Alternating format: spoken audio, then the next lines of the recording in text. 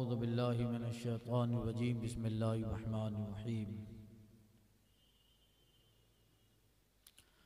वअलल्लज़ीना हादू हर्रमना मा क़ससना अलैका मिन क़ब्ल वमा ज़लमनाहुम वलाकिन कानू अनफुसहुम यज़लिमून सुम्मा इन्ना रब्बका लिल्लज़ीना अमिलुस्सूअ बिजहालह सुम्मा ताबू मिन बअदि ज़ालिक वस्लहू इन्ना रब्बका मिन बादिहा लगफूरुर रहीम।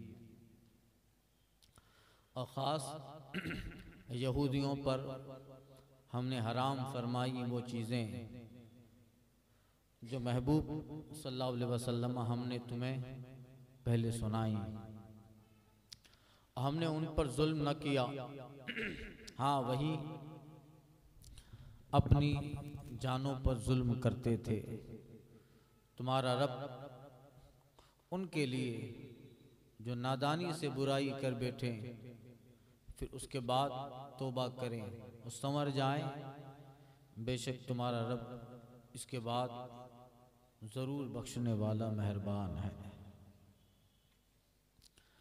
गुज़िश्ता आयत करीमा में ज़िक्र था कुलू मिन तय्यबात, हलाल रोज़ियाँ खाओ, और फरमाया हुर्रिमत हराम की गई अल-मैततु वद्दमु वलहमुल खिंज़ीर, खून, मुर्दार, सुअर का गोश्त, हराम चीज़ों का जिक्र था। तो पिछली आयत करीमा में गोया जिक्र था कि हलाल नेमतें खाओ, हराम से बचो। अब इस आयत करीमा में जिक्र है कि पिछले वक्तों के जो यहूद थे उन्होंने अपने ऊपर बाज़ चीज़ें खुद हराम कर ली थी। उसकी वजह उन्हीं लोगों का जुर्म था, तुम इससे बचो।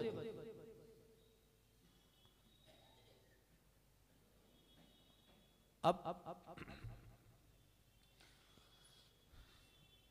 हराम चीजों का जिक्र यहूदियों के हवाले से हो रहा है। अलल्लज़ीना हादू हर्रमना मा क़ससना अलैका मिन क़ब्ल, और यहूदियों पर हमने कुछ चीज़ें हराम कर दी है महबूब जो हमने पहले तुम्हें बता डाली। सूरह अनाम में उसका जिक्र किया था, सूरह नहल में भी हुआ। 4 चीज़ें बुनियादी और 6 चीज़ें ज़िम्नी एडिशनल, कुल 10 किस्म के जानवर कानूनन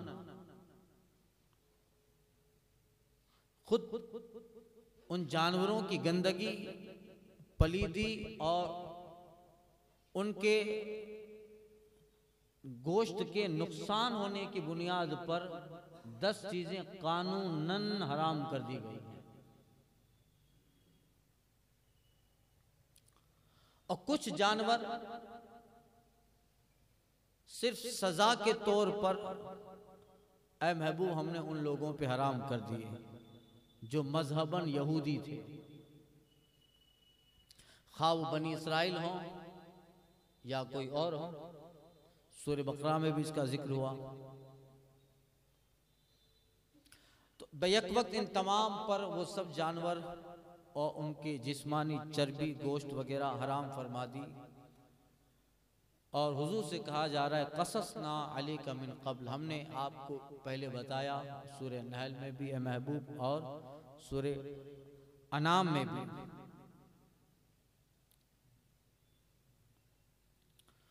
अब देखिए ऐसा क्यों हुआ?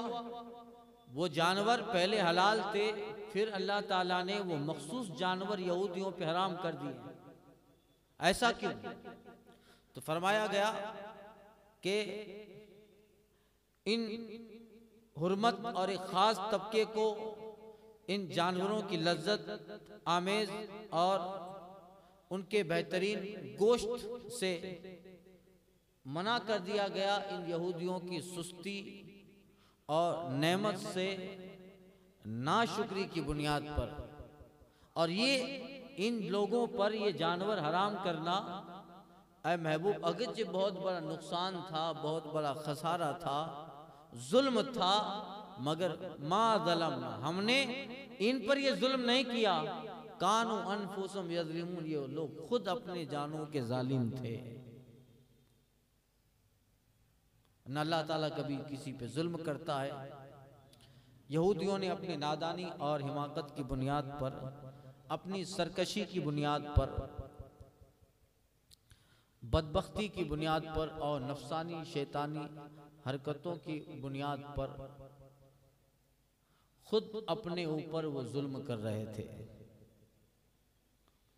क्या चीज थी उनकी नफसानी चीजें?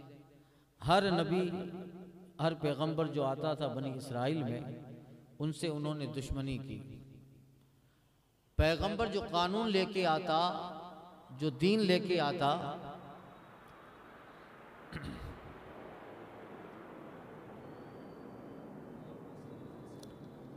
सल्ली अला सय्यिदना मुहम्मदिन व आलिहि व सहबिहि बारिक वसल्लम, पैगंबर जो दीन लेके आता, जो कानून लेके आते, उनकी वो मुखालिफत करते, अल्लाह के कानून का मजाक उड़ाते, नबी की मुखालिफत, उनके कानून की मुखालिफत और अपनी मन मर्जियां और अपनी चाहत वाली इबादत, जो उनको पसंद होता उसे इबादत बना लेते। अपनी नई नई तरह तरह की इख्तिराआत और बेहुदा चीजें गढ़ के अपनी कौम में उन्हें इबादत का नाम दे देते, और अपनी जहालत की बुनियाद पर अंबियाई किराम की बताई हुई आसान सहल इबादतों को छोड़कर अपने और अपनी पसंद की खुद के ऊपर मशक्कतें डाल देते हैं। तो अल्लाह ताला ने उन्हें सजा के तौर पर जो जानवर एक दौर में हलाल थे उन पे हराम कर डाले। नफसानी ख्वाहिशात की बुनियाद पर, जिनमें यहूदियों पर हफ्ते के दिन मछली का शिकार था। हफ्ते के दिन शनिचर को मछली का शिकार, ये उनकी सरकशी की बुनियाद पर अल्लाह ने कानून बनाए, आजमाया। और इसी तरह हर पंजे वाला जानवर जिसके नाखून होते थे, वो पंजे वाला जानवर भी इन लोगों पे हराम कर दिया। उनकी हर चीज खाना हराम, जैसे मुर्गी, बतख, परिंदे, कबूतर वगैरह, और शुतरमुर्ग, ऊंट, हिरन, नीलगाय वगैरह, इन हैवानात की हर चीज, गोश्त, चर्बी वगैरह, कलेज वगैरह, सब अल्लाह ने उन पे हराम फरमा दी। और गाय, बकरी, दुम्बा, भेड़, इन जानवरों की फकत चर्बी यहूदियों पे हराम फरमा कि ना उसे खा सकते हैं ना इस्तेमाल में ला सकते हैं। ये क्यों था? ये मखसूस जानवर एक तबका यहूद पे अल्लाह ताला ने क्यों हराम किए? उसकी एक वजह उलमा किराम ने ये बताई है कि नफसानी सरकशी और उनकी तेजी, नाफरमानी और उनका गरूर और घमंड टूट जाए। इन सारे जानवरों के गोश्त से सुस्ती आती है, वो बड़ा कठिन गोश्त होता है, और उनकी वजह से नफसानी शहवतें बढ़ जाती हैं, सुस्ती बढ़ जाती है। तो अल्लाह ताला ने उनके नफ्स की सरकशी और सुस्ती को तोड़ने के लिए एक मुद्दत तक ये जानवर यहूदियों पे हराम कर दिए। इसीलिए मशाइख किराम भी चिल्ला कशी के दौरान परहेज जलाली और जमाली रखते हैं, मुकम्मल इन गोश्त से परहेज करते हैं। जो चिल्ला करते हैं सूफिया, गोश्त नहीं खाते, क्योंकि इन गोश्त के अंदर शहवत होती है, यानी वो गर्म होता है ना, वो गर्म होता है और सुस्ती भी लाता है। तो सूफिया किराम अपने चिल्ला के दरमियान गोश्त वगैरह नहीं खाते थे। ये अब अल्लाह फरमाता है कससना मिन क़ब्ल, ए महबूब ये चीजें हमने आपको पहले बता दी थी। तो हादू, उसका ताल्लुक हादू से, यानी ये हुर्मत साबिका और पहले यहूदियों पर थी, मगर महबूब एक उलमा फरमाते मैंने हमने पहले बता दी, यानी अब तुम्हारे दीन में ये चीजें नहीं है। अब वो चीजें जो उन पे हराम थी वो हम पे नहीं है, इसलिए कि अब शरीयत, आपकी शरीयत आ जाने के बाद उनकी शरीयत का हुक्म खत्म हो गया, अब आप पर नहीं है, वो दिन खत्म हो गया। बल्कि दुनिया में अब यहूदी बनना खत्म हो गया, भले वो यहूदी हैं आज, अब दुनिया में यहूदी बनना खत्म हो गया, अब तो यहूदी नहीं बन सकता है, इसलिए कि शरीयत नबवी के बाद शरीयत बनी इसराइल, चाहे वो शरीयत मूसवी हो, शरीयत ईसा हो या शरीयत याकूब हो, ये सब खत्म हो गई। एक दौर में यहूदी बनना दीन था, अब यहूदी बनना कुफ्र है, अब यहूदी बनना कुफ्र है, इसलिए कि वो सारी शरीयतें, उनके कानून मंसूख हो गए, तो अब जो उनमें हराम था वो भी खत्म हो गया। अब महबूब आपका जो दीन है वो एक अलग दीन है। हाँ, आपके दीन में अगली शरीयत की कुछ बातें हैं, मगर वो शरीयत इब्राहिम है, आगे उसी का जिक्र आ रहा है, शरीयत इब्राहिम है। तो ये है या हरमना, ऐ महबूब हमने हराम किया, पहले आपको बता दी, यानी ये चीजें पहले जमानों में हराम हुई उन पहले यहूदी दीन वालों पर, जबकि ये पाबंदियां जो जानवर हराम थे उन दिनों पर दुरुस्त थी। अब ये चीजें किसी पर नहीं है, बल्कि आज भी यहूदी जो हैं उन पर भी वो चीजें नहीं है, एक जमाने के यहूदियों पर थी, अब नहीं है। अब देखिए अल्लाह तबारक व तआला ने ये फरमाया, और एक नादानी का उनका जिक्र हुआ कि उन्होंने अंबिया किराम को सताया, परेशान किया। अल्लाह ताला ने उन पे उनके जुल्म की बुनियाद पे कुछ चीजें हराम फरमा दी, मगर मुकम्मल तौर पे अल्लाह ताला ने तौबा का दरवाजा बंद भी नहीं किया। इन्ना रब्बका लिल्लज़ीना अमिलुस्सूअ बिजहाला सुम्मा ताबू मिन बाद ज़ालिका वस्लहू इन्ना रब्बका मिन बादिहा लगफूरुर रहीम।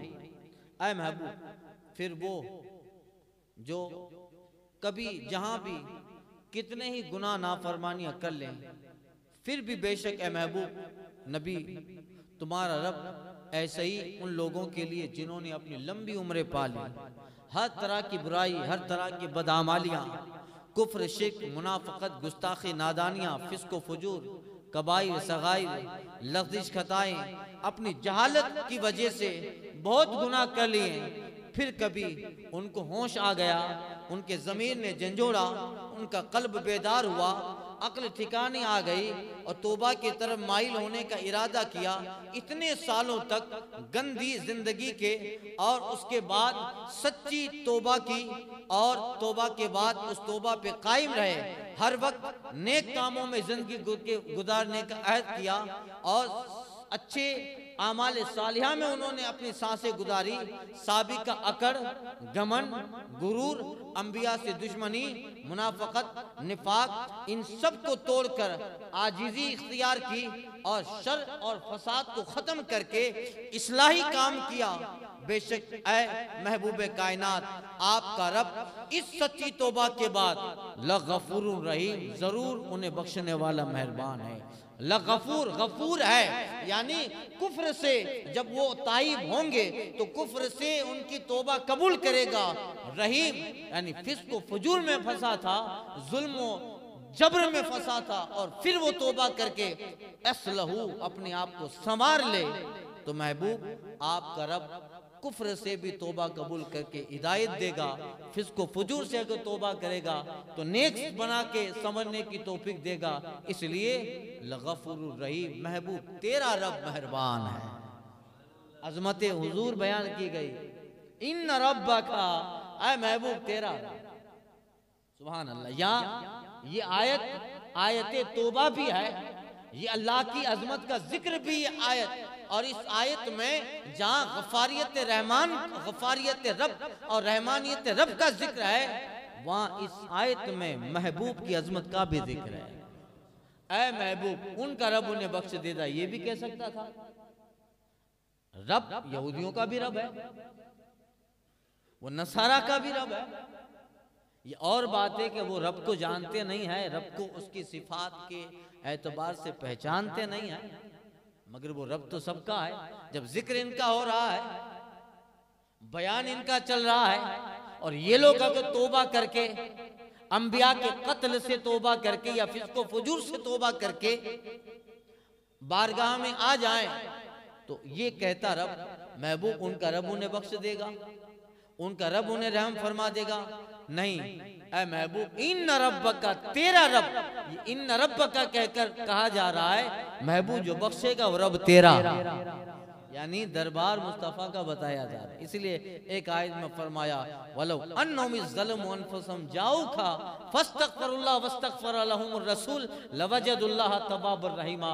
महबूब, अगर ये लोग अपनी जानों पे जुल्म कर लें और फिर तेरी बारगाह में आ जाए, जाऊ का तेरी बारगाह में आ जाए और आपकी बारगाह में आकर रब से बख्शिश तलब करे, खुद से नहीं, अपने तय नहीं, बल्कि आपके पास आए और आपके पास आकर रब से बख्शिश तलब करे, यानी तौबा के लिए, बख्शिश के लिए रब की बारगाह में नदामत को छुड़ाना है, यानी नदामत से तौबा, नदामत के साथ आए हैं, मगर कहाँ आए? जाऊ का महबूब तेरी बारगाह में आए और फस्तगफिरुल्लाह, अल्लाह से बख्शिश चाहें, और यहीं पर बस नहीं, वस्तगफर लहुमुर रसूल, और रसूल भी इनकी बख्शिश के लिए हमसे सिफारिश करें। अल्लाह लवजदुल्लाह तव्वाबुर रहीमा। तो महबूब जरूर ये रब को बहुत मेहरबान, तौबा कबूल करने वाला पाएंगे। जाऊ का महबूब आपके पास आ जाए। तो ये जो हुक्म है, ये सिर्फ अहद नबवी तक नहीं था, आज भी वो हुक्म है। वो आयत उतरी है उदूर पर और कहा जा रहा है महबूब आपके पास आ जाएं। अब कहाँ जाएं? महबूब अभी भी आपके पास आ जाए, इसलिए कि जब आप अपने दौरे जाहिरी में थे तब भी आप हयाते तैयबा के साथ थे। महबूब कब्र में हैं, कब्र अनवर में आराम फरमाए, अब भी आप हयाते तैयबा के साथ हैं, अब भी आपके बारगाह में आ जाएं। इसलिए हदीस शरीफ में कहा गया, आका फरमाते हैं कि मेरे विसाल के बाद जो मेरी कब्र पे आया वो ऐसा ही है जैसे मेरी जाहिरी जिंदगी में मेरे पास आया। मन ज़ारा कब्री बादा वफाती कन्ना ज़ारानी फी हयाती। रसूल पाक फरमाते हैं मेरी वफात के बाद जिसने मेरी कब्र की ज़ियारत की वो ऐसा ही है जिसने मेरी हयात ज़ाहिरी में मेरी ज़ियारत की है। जाऊ का महबूब आपके पास आ जाए। तो मुसलमानों को तो एक बहुत बड़ा मुद्दा है। अल्लाह ये कह रहा है, मनशा आयत ये है, मकसद आयत ये कि जाऊ का रब गोया हमें अपने गुनाहों की बख्शिश के लिए अपने महबूब का दर पे भेज रहा है। आला हज़रत कहते हैं मुजरिम बुलाए आए हैं, जाऊ का है गवाह। मुजरिम बुलाए आए हैं। इस आयत में क्या कहा? जाऊ का अगर जुल्म कर लें, जाऊ का महबूब तेरे पास आ जाएं। हम आए हैं, हम गए हैं, रब ने जाने का हुक्म दिया है। आला हज़रत कहते हैं मुजरिम बुलाए आए हैं, जाऊ का है गवाह, फिर रद्द हो कब? ये शान करीमों के दर की है। फिर कभी रद्द हो सकता है कि खुद से जाते तो अलग बात थी, खुद से गए नहीं है, इस बारगाह में रब ने भेजा है। और कबूलियत कबूल करना रब के दस्ते कुदरत में है, जो भेजी वही रहा है तो बख्शिश भी वो देगा। मुजरिम बुलाए आए हैं, जाऊ का है गवाह, फिर रद्द हो कब? ये शान करीमों के दर की है। मंगता का हाथ उठते ही दाता की देन थी, मंगता का हाथ उठते ही दाता की देन थी, दूरी कबूल अर्ज में बस हाथ भर की है। ये है ऐ महबूब अपने आपके पास आ जाएं। खैर, इस आयत करीमा में बताया गया अगर वो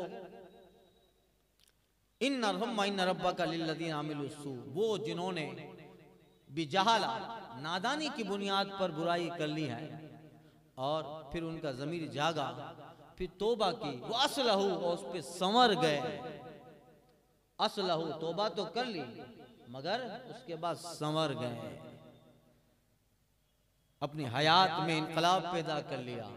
फिर जहालत, नादानी की बुनियाद पे होने वाले फिस्क फजूर, चाहे वो कुफ्र हो, चाहे शिरक हो, चाहे फिस्क हो, जबर हो, जुल्म हो, इन सब से असलहू, अपने आप को संवारा, जाहिर भी बातिन भी दोनों एतबार से संवार लिया। मिन बाद ज़ालिका, तो फिर महबूब इन रब्बका मिन बादिहा, तो जरूर इसके बाद उनका रब बख्शने वाला मेहरबान है। अब देखिए यह जिक्र हुआ बिजहाल, जहालत की बुनियाद पर अगर कोई बुराई कर बैठे, जहालत की बुनियाद पर। मुफस्सिर फरमाते हैं कि दुनिया की तमाम इंसानी बुराइयां जो होती है उसकी क़यादत जहालत करती है, उसकी क़यादत जहालत करती है। यानी दुनिया की सारी इंसानी बुराइयां जहालत की वजह से होती है।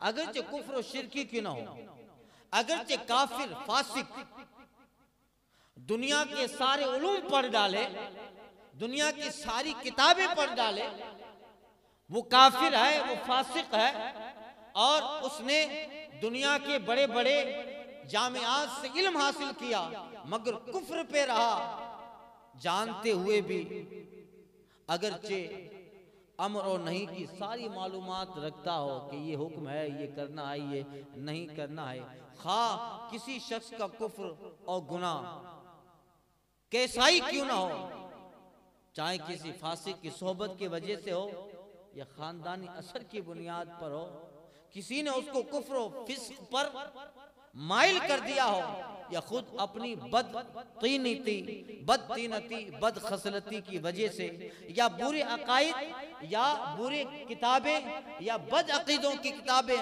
पढ़ने की वजह से हो, इंसान के अंदर पैदाइशी तौर पे अल्लाह ताला ने एक मादा रखा है जो जहालत का है, जिसकी क़यादत नफ्से अम्मारा कर रहा है। ये सारी चीजें जहालत की बुनियाद पर है। तो अगर काफिर बड़ा पढ़ा लिखा है, भले वो जहाज बना ले, बड़ी बड़ी इजादात बना ले, मगर कुफ्र पर है तो यूं समझो कि वो पढ़ा लिखा जाहिल है।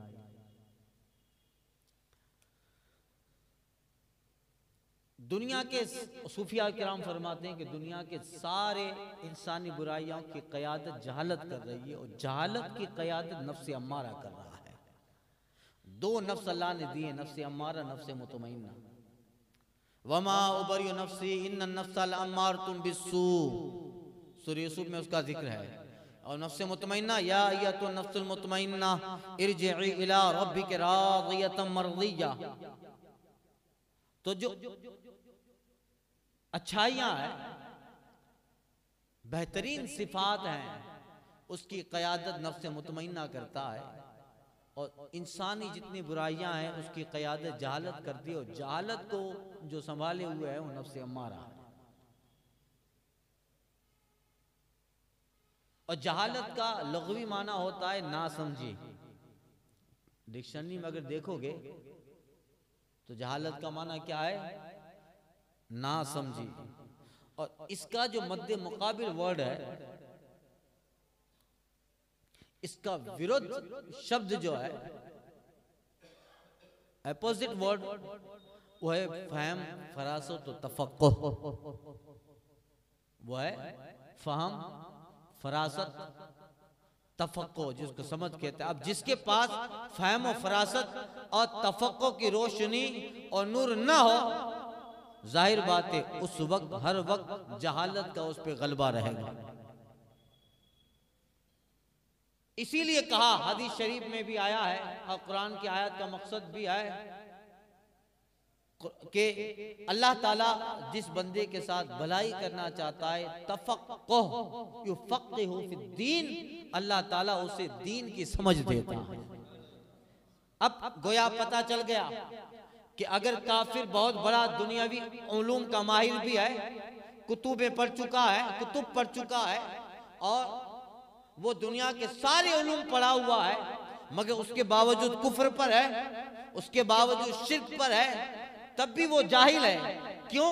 इसलिए कि अल्लाह ताला ने एक चीज रखी है जिसका नाम फहम है, फरासत है, तफक्को है। और वो तफक्को जिसको समझ कहा जाता है, जिसको दानाई कहा जाता है, उसका ताल्लुक नूर इलाही से है, उसका ताल्लुक तजल्लियात इलाही से है। जहाँ जहालत है वहाँ तफक्को नहीं है, और जिसमें तफक्को आ जाता है बस उसी का नाम तो दीन है, उसी का नाम इस्लाम, उसी का नाम इस्लाम। इसलिए कहा गया मन युरिदिल्लाहु बि खैरिन युफक्किहु फिद्दीन, अल्लाह ताला जिससे भलाई चाहता है, जिस बंदे को अल्लाह नेक बनाना चाहता है, अच्छा बनाना चाहता है, जिस बंदे से अल्लाह मोहब्बत करता है, जिस बंदे को अल्लाह अपनी मखलूकात में मकाम देना चाहता है, जिस बंदे से अल्लाह राजी होता है, युफक्किहु फिद्दीन, अल्लाह उस बंदे को दीन की समझ दे देता है।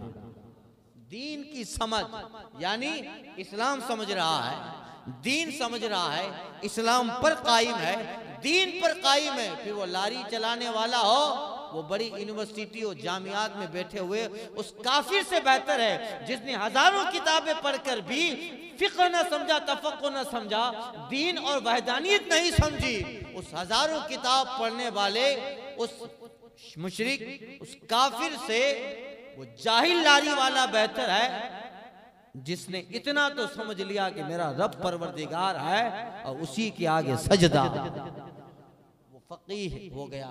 उसके मुकाबले में ये फकीह है, इसके पास तफक्कुह फिद्दीन है। इसीलिए सूफिया ने कहा, इमाम गजाली ने लिखा है कि ये जो फिक्र है इसके दर्जात हैं, इसके काफिर के मुकाबले में आम मोमिन के पास भी अल्लाह ताला ने तफक्कुह दिया है,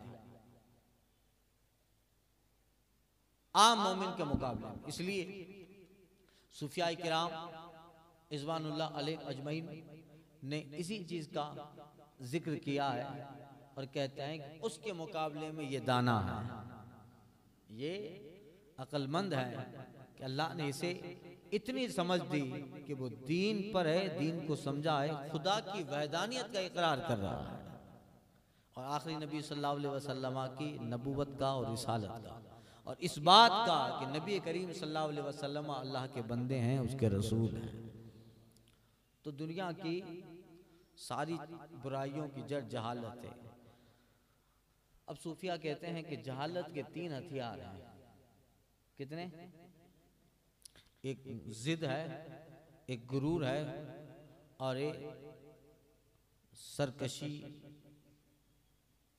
जिसको फसाद कहते हैं। ये 3 जहालत के हथियार है। जहां जिद है वहां से बुराइयां शुरू होती है, जहां गुरूर है वहां से बुराइयां शुरू होती है और जहां सरकशी है, फसाद है। तो सूफिया कहते हैं जहालत के 3 हथियार हैं और जहालत की बुनियाद पर इंसान अच्छे की अच्छाई, बुरे की बुराई नहीं करता, न पहचानता है। इसीलिए हदीस शरीफ में जहालत की शक्ल और सूरत को अंधेरे से तशबीह दी गई। जहालत जुल्म है यानी अंधेरा, लैलतुल मुज़लिमा कहा गया।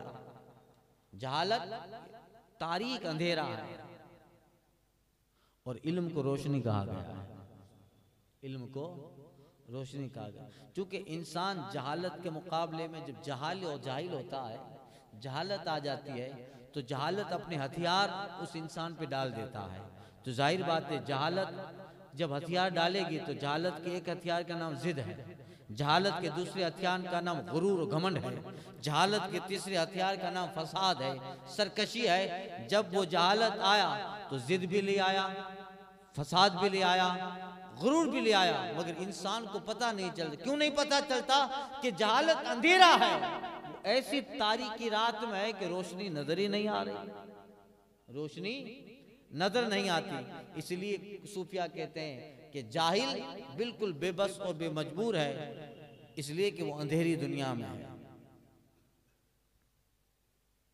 इसीलिए ऐसे लोगों को अल्लाह ताला की तरफ से क़यामत तक बख्शिश और तौबा कबूल करने का ऐलान है, माफी का ऐलान है। तो ये वादा इलाही हुआ गोया कि अगर इन सारे चीज़ों से बंदा तौबा कर ले। जहालत के ताल्लुक से अर्ज कर रहा था, हजरत ईसा अलैहिस्सलाम का एक कौल मुझे याद आया, वल्लाहु आलम, मगर अक्सर जगह लिखा होता है। आप फरमाते हैं कि मेरे लिए मुर्दे जिलाना ये आसान है, मगर जाहिल को समझाना मुश्किल है। हजरत ईसा मुर्दे जिलाते थे, तो कहा मेरे लिए मुर्दे जिंदा करना ये आसान है, मगर जाहिल को समझाना वो बड़ा कठिन है। हिकायात में इस तरह की, चूंकि मैंने क्या कहा, जहालत के 3 हथियार है। जहाँ जहालत है वहाँ गुरूर भी है, तकब्बुर भी है, घमंड भी है, जिद है। और जिद ये बुराइयों की जड़ मानी गई है। बंदा जब जिद पे अड़ जाता है, बंदा जब जिद पे अड़ जाता है, तो फिर वो बड़े बड़े कुफ्र और शिर्क कर लेता है जिद में। एक जगह झगड़ा हो रहा था, कुछ सालों पहले का वाकया है। झगड़े में कुछ ऐसी बात आई, तो बंदा दूसरा जिद पे था, कहा मैं तेरे अल्लाह को नहीं मानता। ये जिद की बुनियाद पर, ये तकब्बुर गुरूर की बुनियाद पर।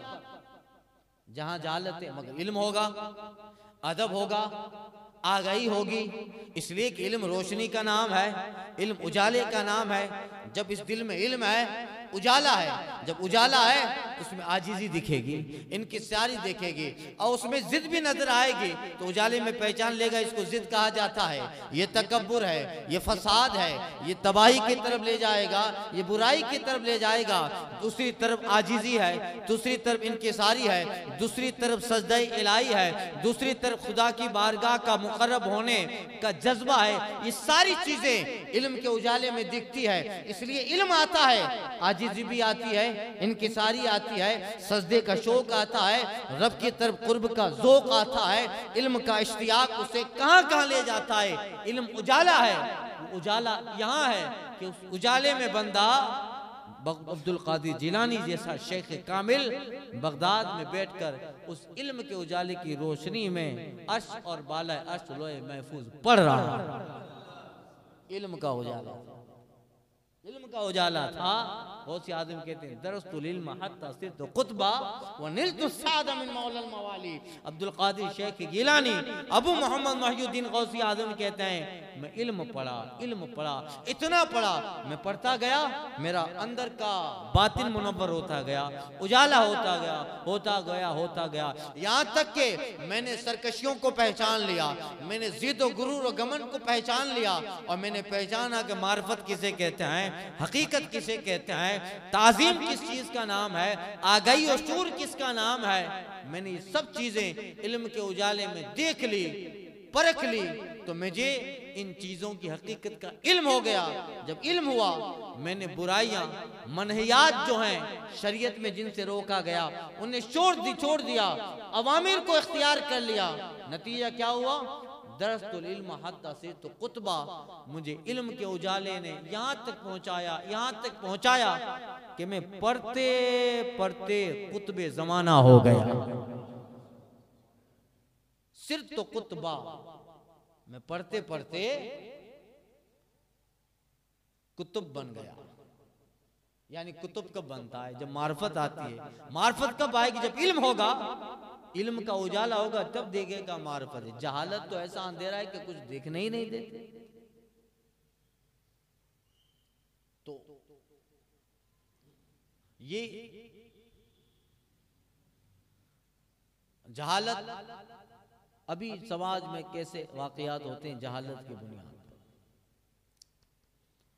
एक जाहिरी जहालत है, एक बातिनी जहालत है। सूफिया किराम ने इमाम गजाली की किताबें पढ़ेंगे आप, अहया उलूम वगैरह, उसमें इस पे पूरे पूरे बाब बांधे गए हैं। बातिन की जहालत, गुरूर, गमन, तकब्बुर, ये सब चीजें। जाहिर की जहालत, इल्म शरीयत से आगाही ना हो, जहालत जाहिरी, इल्म शरीयत से आगाही नहीं है। इल्म जाहिर जिसे कहा जाता है, ये किताबें, ये फिक्र, ये अहकाम इस्लामी, ये कुरान, आयात कुरान का मानी, अहादीस में जो चीजें बताई गई उनका इल्म, ये अहकाम शरीयत, अहकाम कुरान, हुक्म शरीयत क्या है, ये सारी चीजें इल्म जाहिर है। और इन चीज को न जानना, न जानने वाला वो जाहिल जाहिरी है। क्या है? जाहिल जाहिरी। जब इन चीजों को नहीं जानता है तो गोया वो जाहिर में भी अंधेरे में है। अब ऐसे अंधेरे में है कि आज ही किसी साहब ने फोन किया था, बता रहे थे कि 3 तलाक तो दे दी, मुझे पता नहीं था कि ऐसे ही तलाक हो जाती है। मैं हो गई भाई, तो ये जहालत का अंधेरा कहाँ ले गया? अरे ऐसे ही दी थी गुस्से में। मेरे भाई तलाक सब गुस्से ही में देते हैं। मुझे दुनिया का कोई ऐसा वाकया बता दो कि किसी मर्द ने खुशी से अपनी बीवी को तलाक दिया, ऐसा है कभी? जब खुशी होगी तो तलाक नहीं है। दुनिया में लोग तलाक गुस्से ही में तो देते हैं। तलाक के लिए मंडप तो लगाया नहीं जाता कि दुल्हा दुल्हन को गजरा पहनाए, मेरी शरीक हयात, आज के बाद मैं खुशी से 3 तलाक देता हूँ, और फिर फातिहा पढ़ के शिरनी तकसीम की जाए। निकाह के बंधन में ऐसा होता है, तोड़ने में तो कहा मैंने ऐसे ही बोल दिया था, मेरा इरादा तो अंदर से नहीं था, बल्कि मैं उसको डराने के लिए बोला। बोला तू भले डराने के लिए बोला, बोला तू कहीं बाथरूम में नहाते नहाते भी बोल देगा कि मेरी बीवी को तलाक तो हो गई। इल्म जाहिर के जहालत ने कहां पहुंचाया। इसीलिए सूफिया कहते हैं कि जहालत का नतीजा नदामत है। क्या कहते हैं सूफिया? जहालत का नतीजा नदामत है। ये इल्म जहालत जाहिरी का नतीजा ये निकला कि उसे पता नहीं था, तो अब जाहिरी जहालत का नतीजा अब गम निकला, नदामत निकली। अब वो कह रहा है अब क्या करो? वो करना क्या है? कुरान ने एक लंबी प्रोसीजर दी है, ला तहिलु लहा हत्ता तनकिया ज़ौजन गैरा। अब इद्दत गुजारे, उसके बाद किसी और से निकाह करे, फिर वो तलाक दे, फिर इद्दत गुजरे, फिर तुम्हारी निकाह में आए।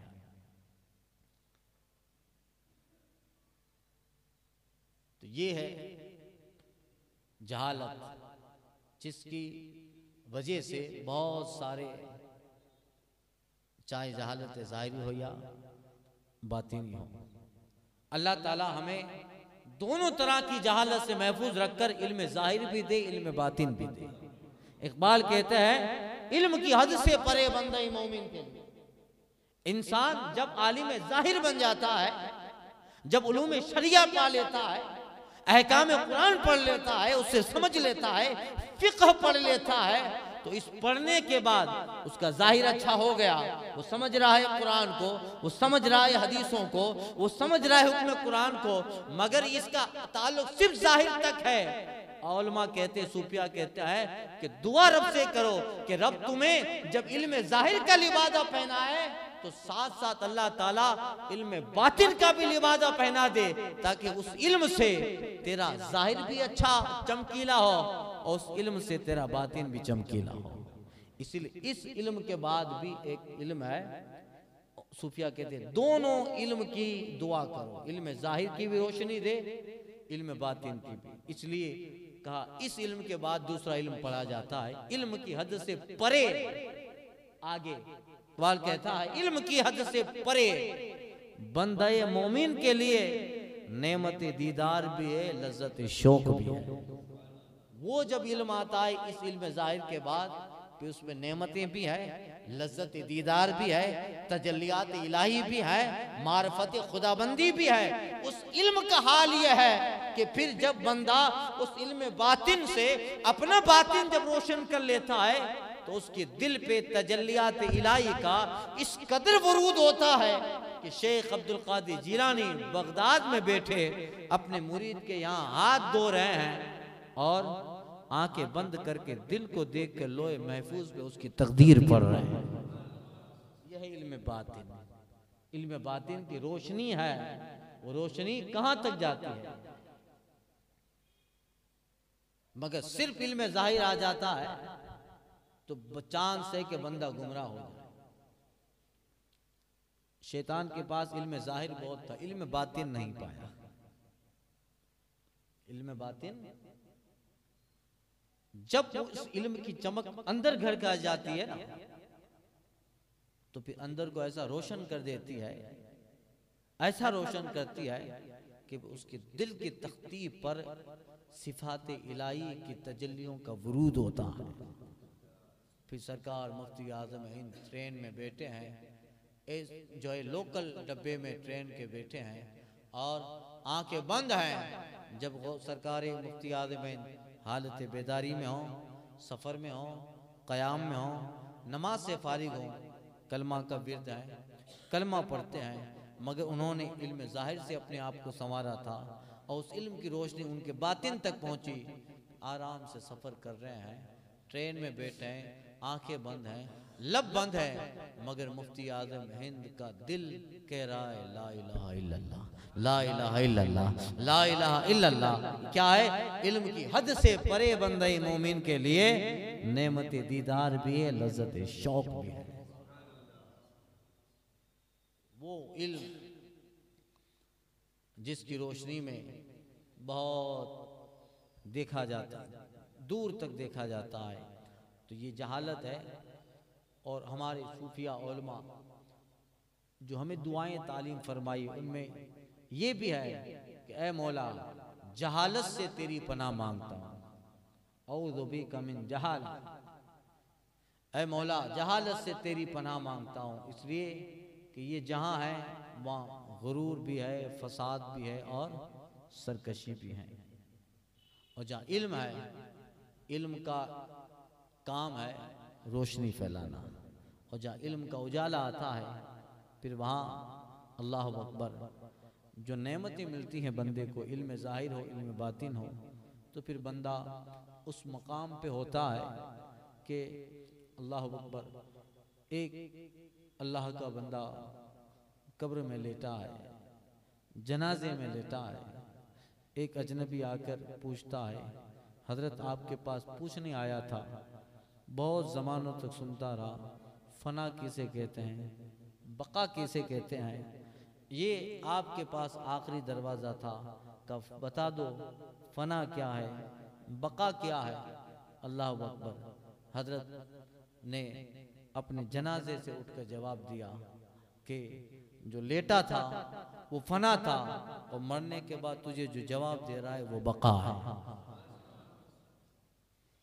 ये फलसफा जो समझ लेता है वो दुनिया की हकीकत को समझ लेता है। जो लेटा है वो फना है, और मरने के बाद जो तुझे जवाब दे रहा है वो बका है। वो ऐसी बका पादा है कि फिर आप तारीख में देखो तो अहलुल्लाह सालिहीन ने इस चैप्टर को अपने करामत, अपने मलफूजात से ऐसा समझाया है कि अल्लाह अकबर। उनको पढ़ने के बाद बंदा जहालत से पनाह मांग कर तौबा करके इल्म की तरफ बढ़ता है, इल्म ज़ाहिर और बातिन की तरफ बढ़ता है, और उस पे फिर नेमत इलाही का नुज़ूल होता है। आगे आयत करीमा चूँकि यहाँ जिक्र हुआ अलल्लज़ीन हादू हर्रमना, यहूदियों पे हमने कुछ चीज़ें हराम फरमा दी, और इसके ज़िम्न में मैंने बयान किया हज़रत इब्राहीम अलैहिस्सलाम की शरीयत। उनकी शरीयत में जो चीज़ें थी बाकी शरीयतें मनसूख हो गई, मगर दीन इब्राहीम में कुछ कानून थे, वो कानून यहाँ रखे गए, इस शरीयत में रखे गए। और आगे जो आयत करीम आ रही है जिसमें हज़रत इब्राहीम अलैहिस्सलाम की अल्लाह ने 20 सिफतें बताई हैं। अहले मक्का जो मुशरिकीन थे मक्का में, वो ये कहते थे कि हम दीन इब्राहीम पर हैं। ये क्या कहते थे? हम दीन इब्राहीम पर हैं। और उसके बावजूद वो कुफ्र करते थे, नादानियाँ करते थे। तो कहा गया कि तुम कहते हो कि दीन इब्राहिम पर हो, मगर जो तुम करते हो उसमें से एक भी चीज जनाब इब्राहिम के ना दीन में थी ना उन्होंने की। उन्होंने क्या की? इब्राहिम कौन थे, उन्होंने क्या किया, अल्लाह ने उनको कैसी फजीलत अता फरमाई कि इसमें जिक्र है कि हमने तन्हा इब्राहिम को उम्मत बनाया।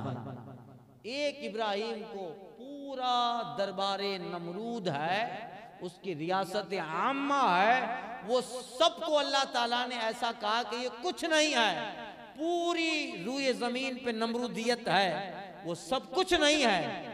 तना इब्राहिम है, उसको रब ने उम्मत कहा कि तना इब्राहिम उम्मत है। और उसकी 20 सिफतें जनाब इब्राहिम खलीलुल्लाह की अल्लाह ने गिनवाई और कहा इनमें से एक भी चीज अहले मक्का मुशरिकीन में नहीं है, तो फिर तुम कैसे दीन इब्राहिम पे हुए? इब्राहिम और इब्राहिम की मिल्लत पर तो मेरा हबीब है। इंशाअल्लाह आगे इसका जिक्र करता हूँ आइंदा के दर्स में। अल फातिहा।